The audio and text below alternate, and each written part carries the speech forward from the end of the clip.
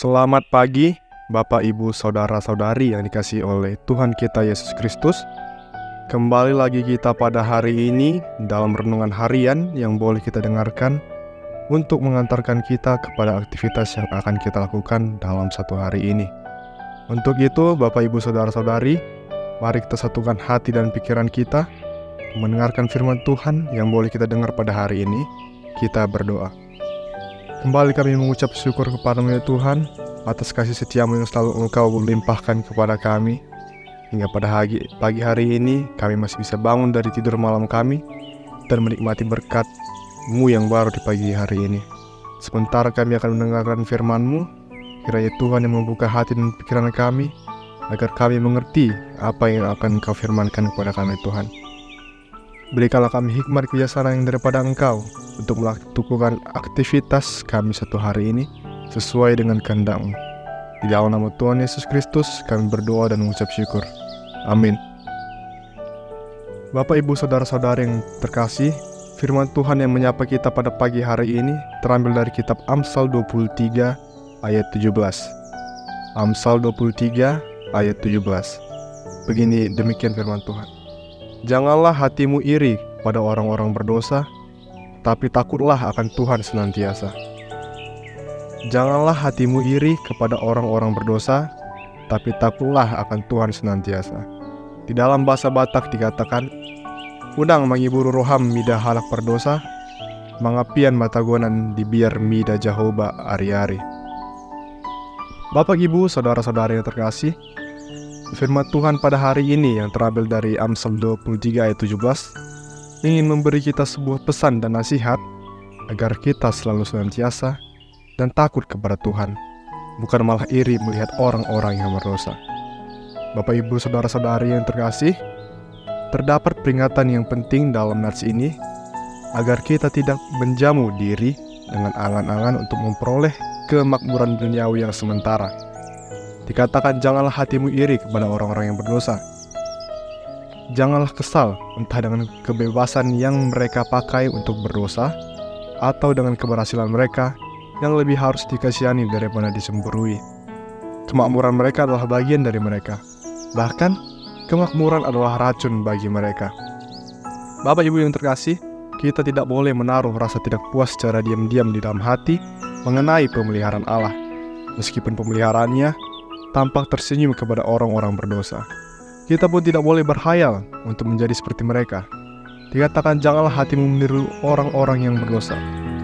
Jangan berbuat seperti yang mereka berbuat, dan jangan berjalan di jalan yang sama dengan mereka.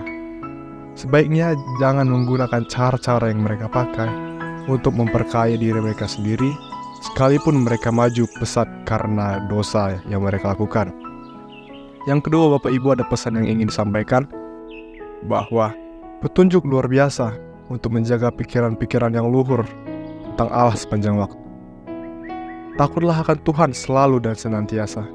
Kita harus memelihara rasa takut akan Tuhan di dalam diri kita, melatih diri kita untuk memujanya dalam kekudusan Allah, dan tunduk pada perintah-perintahnya, serta berserah pada pemeliharaan-pemeliharaannya, dan senantiasa berusaha menyenangkannya.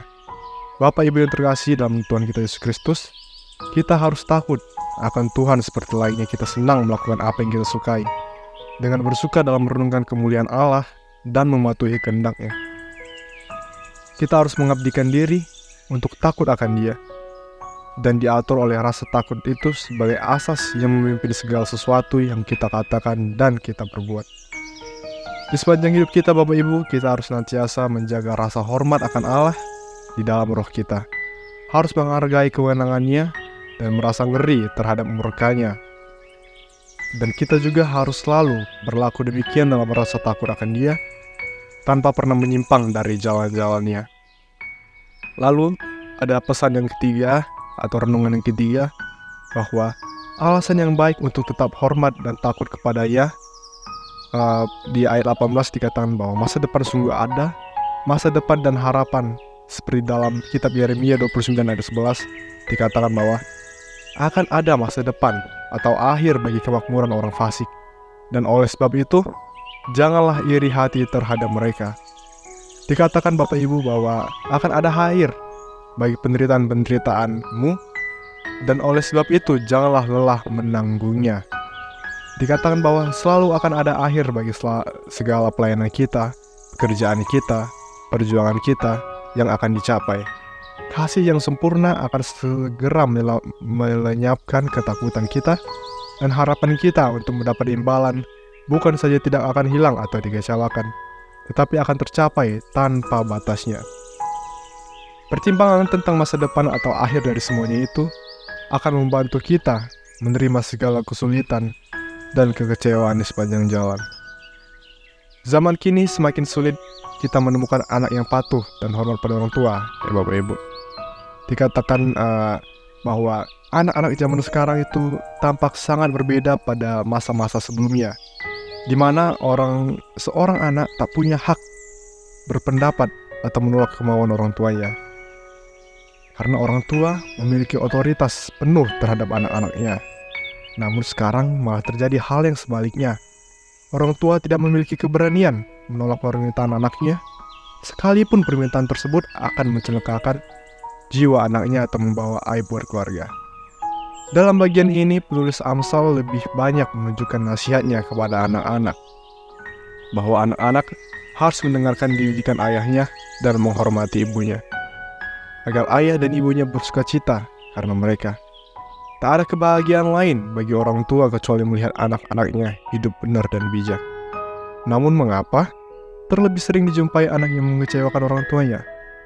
Bapak Ibu Saudara yang terkasih dalam Tuhan kita Yesus Kristus, anak-anak zaman sekarang mereka lebih sering memberontak dan memilih jalannya sendiri. Mereka menganggap apa yang mereka pilih lebih modern dan lebih asik, lebih heboh, lebih menantang, dan lain-lainnya. Mereka berpendapat bahwa pandangan orang tua tidak lagi sesuai dengan dunia mereka sekarang. Itulah sebabnya mereka tidak lagi menghargai dan menghormati orang tua. Padahal dikatakan bahwa jika kita senantiasa dan taat kepada Tuhan, maka kita layak di hadapannya dan kita memperoleh berkat-Nya yang akan memakmurkan hidup kita. Namun, apa yang dilakukan malah terbalik. Pemberontakan adalah penghancur masa depan kita. Oleh karena itu, anak-anak perlu menyadari betapa berharganya didikan orang tua untuk mengetahui jalan yang benar dan tepat bagi mereka. Bila anak-anak hidup takut akan Tuhan, maka masa depannya pasti dipimpin Tuhan. Untuk itu Bapak Ibu, mari kita respon firman Tuhan agar dapat kita lakukan, kita renungkan, dan kita setia dan taat kepada Tuhan, agar kita senantiasa layak di hadapannya.